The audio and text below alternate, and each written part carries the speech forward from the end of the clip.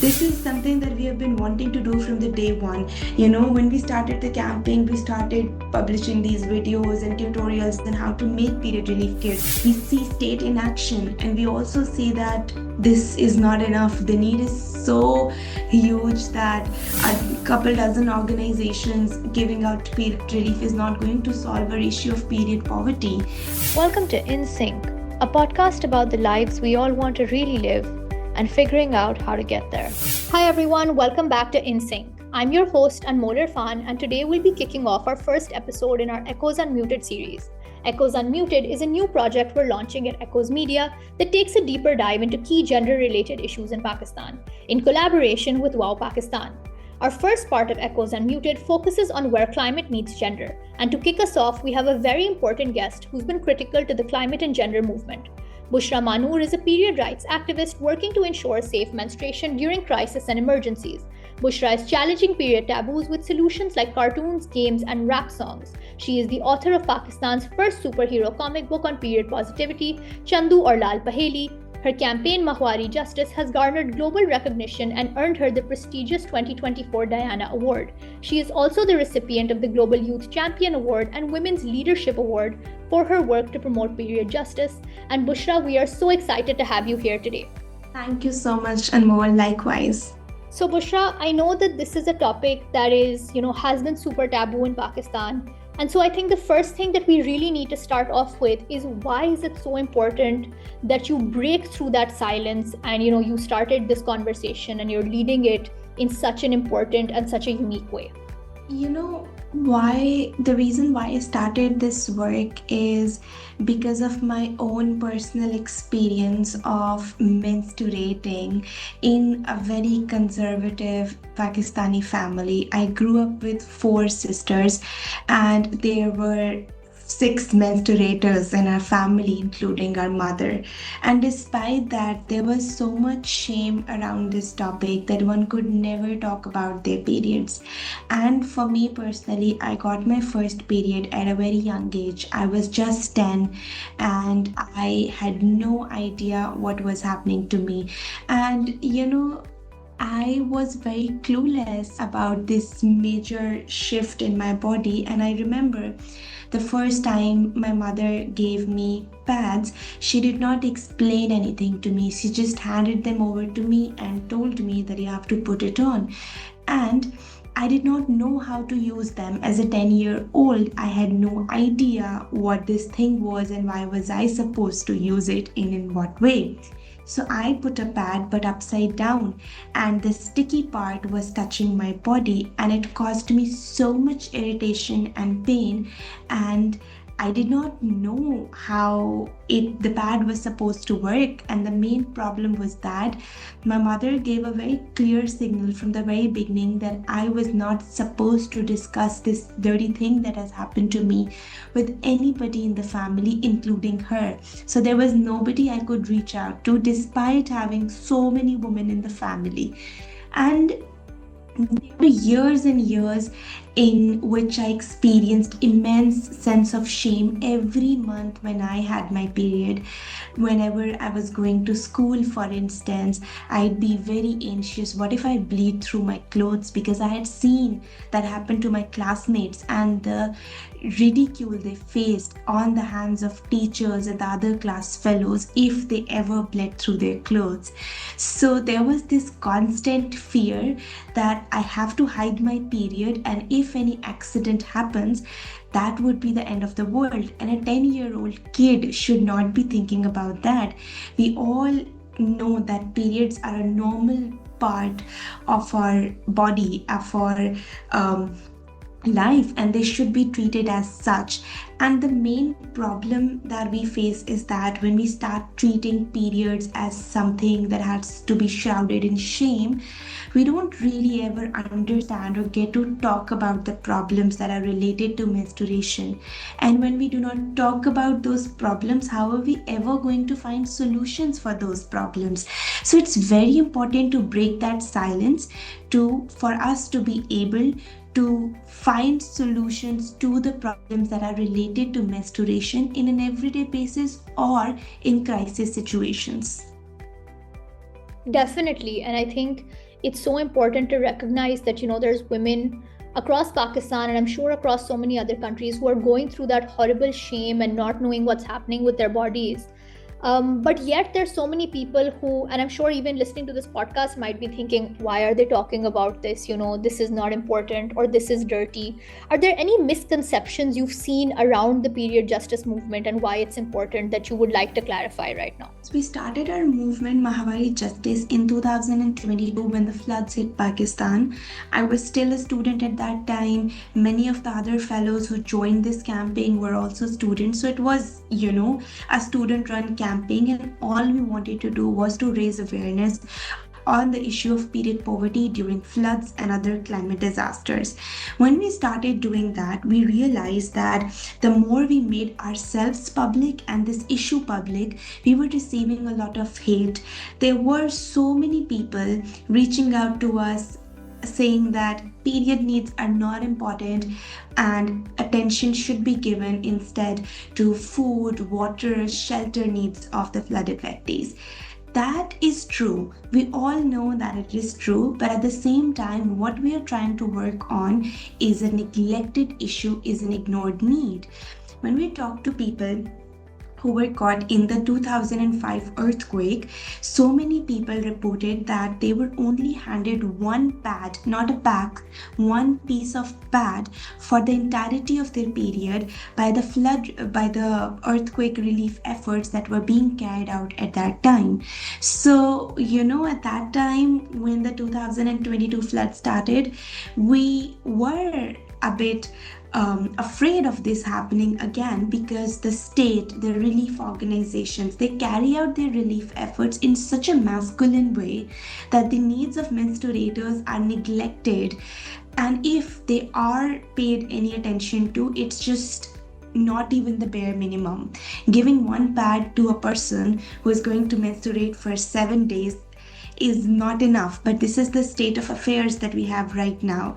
That is why it was very important for us to start a campaign. But yes, we are met with a lot of hate, a lot of, even if I can say it here, slut shaming, because people think that if a woman can make herself public, can make these ideas public that have been shrouded in shame for centuries and centuries in our part of the world, she might be loose, and she's opening herself for the kind of bad sort of attention. And yes, people reach out with that. And I also remember when we started this campaign, there was a lot of backlash on sending period relief on one hand, but on the other hand, me and our team members were receiving a lot of explicit messages on our social media. Me personally, I had to stop using Twitter. I had to put restrictions on my Instagram and Facebook so that no random people, no random men can message me, because I think this idea that people have that periods should not be talked about openly is not just about not being open to having these conversations, but it's deeply rooted in misogyny. And if the society sees somebody is not aligning with the view the society has set in place for many years and years, they're going to come and attack them. And that is what we faced as young 20-year-olds who were just starting to talk about their periods. And I think it's so horrible that you had to go through that as someone who was just trying to improve the lives and health of other women, right? Especially in times of crisis when we all need to be coming together. And this is really where, I think we get to the crux of what me and you wanted to talk about this episode, where we're seeing the climate crisis come stronger than ever before. Every year, these floods are not like a one-off, 1 in 20, 1 in 30 years, And studies are proving more and more that women are disproportionately affected in these disasters when they are made homeless, when they are displaced, when they have health issues. And menstrual and reproductive health is a big part of that disproportionate impact. So what are the things that people don't understand about how this aspect of women's health is impacted by the climate crisis? Basically, when I talk about menstrual health or menstrual justice in times of crisis, we do not really just mean giving out period relief kits to the flood affectees. It's so much more bigger than that. For instance, it also means giving people access to private bathrooms or toilets where they can change their period supplies or whatever material that they're using for their period. Because when women do not have access to safe public toilets, it can lead to further health complications, and we have seen this through our own with our own eyes through the on-ground efforts that were leading in Balochistan during the floods, that when medical camps were being arranged and doctors were coming and giving out medicines and prescriptions to the flood affectees, they almost immediately ran out of any medicines for UTIs, because first of all, these medicines are considered not as important because they are not made for the entire population but are just addressing women. So that is why they are less in numbers. People and the doctors and medical teams by the government, by the NGOs, they don't really carry them, and if they do carry them, they're in such small quantities that they do not meet the needs because it is not considered important enough. This need is not considered important enough. That being said, the problem actually lies in lack of safe places. So what we see is that when women do not have safe spaces or safe toilets, and if the toilets are far away, or if they have to go to the bushes, for example, in a flood relief camp where there's usually only one bathroom used by everybody who is there, and there are usually hundreds and hundreds of people at one flood relief camp, so it's very difficult for women to actually use them. And if they have to get some sort of privacy and move somewhere far away, they're putting themselves in more danger because they're isolated, and they're predators who are eyeing especially young women who are alone, and they're looking for a moment to take advantage of them. So this is something that we see happens when women do not have access to safe SRHR facilities, and that is and that is why I keep saying that our work is not just limited to provision of period relief kits. It's menstrual justice because it ensures safety, it ensures seclusion, and at least some sense of privacy when people are caught in disaster situations and are in need of changing their period supplies. It also means that the women who are birthing in flood relief camps have some sense of privacy and safety while doing so, and they're not a public spectacle. It also means that young girls who are going to have their first period amidst the disaster have some access to information, so that they know what to do during these disasters, because we know that, and I'm also speaking from my own personal experience. When I had my first period, I had no idea what was happening to my body. I had no idea what to do. I was feeling very anxious. I did not know whom to reach out to. And for me, it's very difficult to imagine what does a young girl goes through when she is in the same situation, plus there are floods or any other climate disaster happening. And it's actually really heartbreaking. When we started this camping and started working in 2022, we were reaching out to a lot of people. We were giving out period supplies. We were working with midwives. We were working with teams of doctors going to flood affected areas. And in the past 3 years following those devastating floods, we've tried to build up a campaign that focuses on behavioral change and advocacy, because we also wanted to make sure that when the floods or any other climate catastrophe unfolds in the future, we don't want to find ourselves in a similar situation, explaining this to the public and everybody around us that period need is an essential thing. So we have spent the last 3 years building an entire nationwide movement on this. But at the same time, it's really heartbreaking, that while trying to work on having some policy framework in place, while pushing very hard to have period education included in the curriculum, we're still back to square one, and we still find ourselves in the same situation, packing the period relief kits, sending them over to people, collecting donations, because no long-term change or no sustainable change has taken place in this time. And it's sometimes, very comical when the state representatives reach out to us and ask for period relief kits. I mean, I cannot wrap my head around the fact that why are you asking a group of young people who do not even, are not even an established organization. We're just a group of people coming together working on period poverty. Why does the state need to ask these people for period relief, and why can they not include period supplies and period relief in their own relief agenda or the items that they're giving out? So this is something that I still cannot wrap my head around, and I still think that it's on nobody's priority list, and that is why it's extremely heartbreaking for me that we are doing the same work all over again. This time I do see that there are so many other organizations that have stepped up, so many other organizations that have better infrastructure, better resources than Mawai Justice has, and they are reaching out to people in the flood affected areas. And this is something that we have been wanting to do from the day one. When we started the camping, we started publishing these videos and tutorials on how to make period relief kits and how to send them over, because we know that our resources are very limited and we cannot do this alone, and having allies is very important. At the same time, while we see tons of organization including period relief in their relief items, we see state inaction, and we also see that this is not enough. The need is so huge that a couple dozen organizations giving out period relief is not going to solve our issue of period poverty, and definitely not going to solve our issue of period poverty during disasters.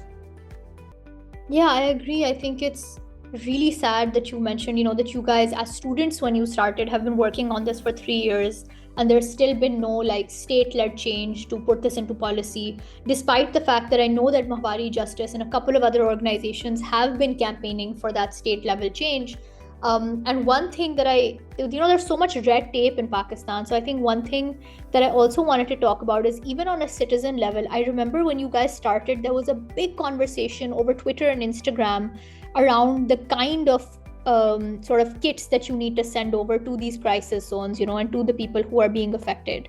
Because I'm sure you remember, there was a lot of conversation about, oh, we shouldn't send them disposable pads, and that's plastic and they don't actually use them, and it's not actually helping them, versus sending reusable ones and then not having enough clean water to wash it. And it just made me feel like we were getting caught up again in this sort of drawing room talk and not actually being able to help the women like you were doing, and a lot of people were getting stuck in this conversation. So how did you guys navigate that, and what do you think is the solution to these kinds of arguments online? Yeah, that was something that really bothered us in the very beginning as well. We were trying to come up with the solutions, not sitting, in cities, but we were talking with the people on, and women, they don't know how to manage their period, or they don't know what period supplies exist, and they don't have any idea about menstrual hygiene, if I have to say. So yes, but on the other hand, when we do talk to the people from the flood affected areas, they reach out to us saying we need pads. If somebody has been using pads for years and years and is asking for them in a time of emergency, I don't think that me or anybody else can go there and just tell them, but I'm not going to give you pads because they contain plastic, and somebody who's sitting in her home with all the amenities that you can ever imagine but can never afford in your life realistically thinks on Twitter that you should not be using a pad. So this is not how things work, right? So, and if people are asking for some certain thing, it is our responsibility to make sure that they're provided for. Later on, when the floods ended, and like I was mentioning before, that we have been campaigning on this for the past 3 years, and we have been working to make sure how to make periods more sustainable for everybody, not just for the rural women, because we cannot have sustainability at the cost of these rural women and have them included in our sustainability numbers. It just makes me really angry that people do not sometimes have an idea of what is happening on ground, but are very loud with their opinions. At the same time, it was also very important for us to first of all get in touch with the people on ground, understand their needs, and then come up with a solution. And at the same time, it was also very important for us to do is to make sure that whatever is most feasible and the fastest option is in place, so that we can make sure that that need is addressed properly. And we do not have a lot of organic pad companies. Now we do. In 2025 we do, and we are sending a lot of single time organic pads that do not just that can decompose properly. So at that time we did not have those options in place. So yes, we were sending plastic pads, and I still think that this was the fastest option available for us. And if it's an emergency, if somebody is using rags interchangeably between her sisters at a flood relief camp, then I think plastic pad is a much better option than leaving them that way. That being said, we were also in touch with the people who were saying very loudly that they do not even use underwears. They use waistbands or nara or azarband to tie the cloth around their waist. And in that moment, me or anybody else, should not be advocating for using of underwear or pads for those women. So we have to understand the needs of each group of people. And Pakistan is very, very diverse, and not people from all the places are alike, and their needs are not alike. So that is something that we had to understand from the very get-go, and make sure that we are addressing the needs of the people the way they are communicating to us. So if somebody asks for those clothes, we can try to make sure that we send the best of best quality of the cloth that is accessible to us, and with detergent, with other supplies that we can send. And if somebody is asking for plastic pads, and that is something they need in this time of emergencies, we were doing that. Fast forward to 2025, we have been trying in these past 3 years to make sure when a crisis like this happens the next time, we are better prepared. So we were in touch with a lot of organizations, and there's some amazing brands that said organic pads, the cost of at the cost at which the plastic-based pads are sold. For example, there's Parvaz, there is FemPure, and these pads are 100% organic. They're single-time use, but they're very they're eco-friendly. But these organizations and these brands have come into existence in the past couple of years, and they were not existing before that. So what we have tried to do is that to make sure that we build partnerships with these, we make sure that we have a plan in place. So whenever there's a crisis like the 2022 floods like we are facing right now, we have a plan in place to make sure we have the solutions. So and also at the same time, we also keep learning and keep communicating and and we stay in touch with other organizations across the world. So for example, there's this wonderful organization in Kenya, and what they do is that they take these jute bags and they put seeds inside, and they pack the period relief kits inside of them. So the jute protects the items of that kit from water, but at the same time it can be used to hold other things as well. And if you throw it somewhere, the seeds, they just pop up and there's a plant that grows. That is something we cannot afford right now, but it is in something that we are working on. We are getting in touch with the vendors, we are getting quotations for that. So this is something we would like to do, but again, things take their time, and we want to be prepared for the next disaster. At the same time, we want to ensure that the state is prepared for the next disaster too. Definitely, and I think it's really important that you guys are being realistic, but even with the scope that you've taken up, I can already see that over the last 3 years you've been dealing with so much, from making sure that you don't paint every woman in Pakistan with the same brush, to dealing with these online uncles or aunties or trolls, whatever you want to call them.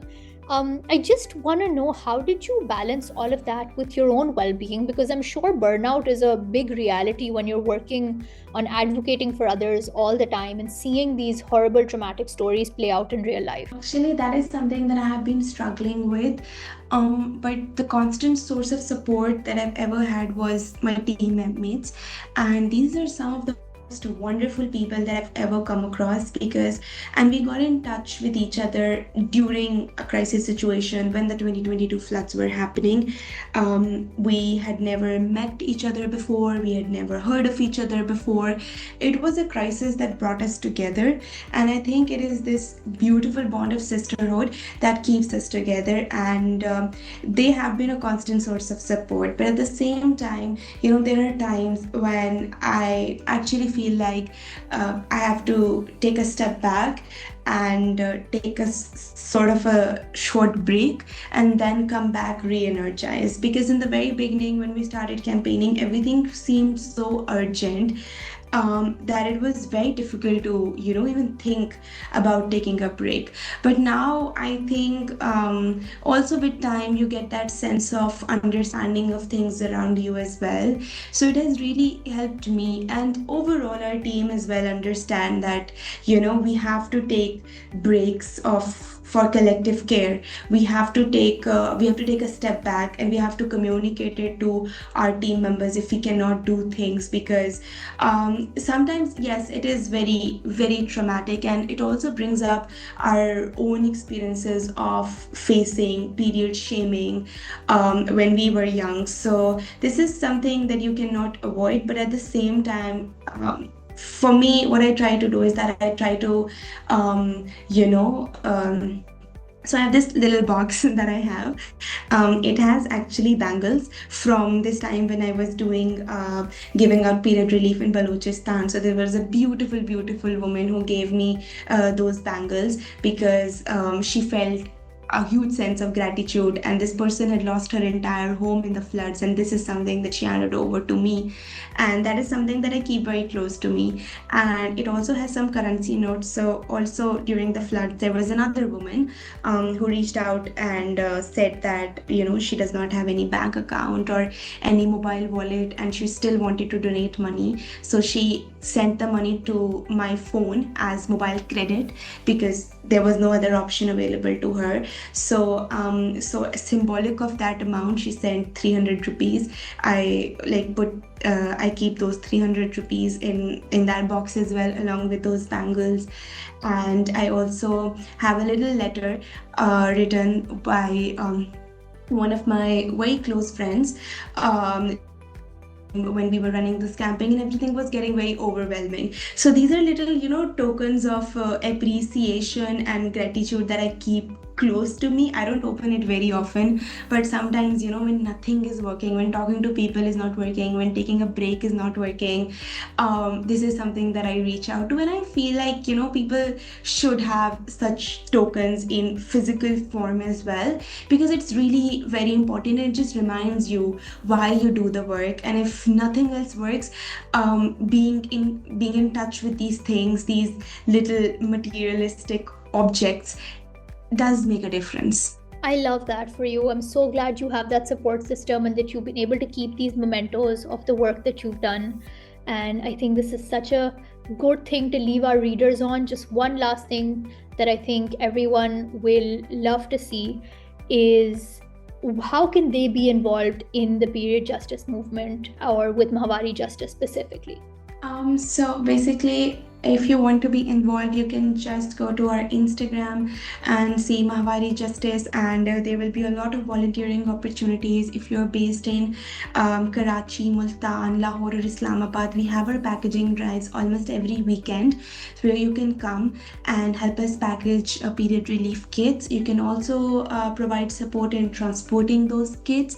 In addition to that, we also have some other avenues open. So for example, if somebody is an artist and they want to make use of their art for amplifying the work on period justice, they can submit their art submissions. Details on that can also be found on our Instagram, our LinkedIn as well. And if somebody wants to arrange a fundraiser, it could be an online fundraiser or in-person fundraiser, we also have those details present on our social media that you can access and collaborate with us in any capacity. If you have a team, if you work on something else and you have a team of volunteers and you want to bring them to any of the packaging drives or for any other sort of collaboration, may it be for hosting a fundraiser, may it be for logistic support in delivering those period relief kits, you can also get in touch with us over that. Any sort of support makes a huge difference. And currently the kits that we are making, they only cost 420 rupees. You can also give us in-kind donations. Right now we only have drop-off locations for Lahore and Islamabad, so if you have any clean and new panties, pads, soaps, detergents, or any medicines or painkillers that you want to donate, you can drop them off at the designated locations, the details of which are also uploaded on our social media. Amazing. I'm sure our community is really going to benefit from knowing how to help and be involved. And I'm sure so many of you want to get involved. So we'll be leaving the details for Mahwari Justice in the podcast description below. And for all our listeners, thank you so much for tuning in once again. We'll see you next time. And Bushra, thank you so much for being such an amazing guest and leaving so much beneficial information for our community and for the work that you do. It was a pleasure to be here.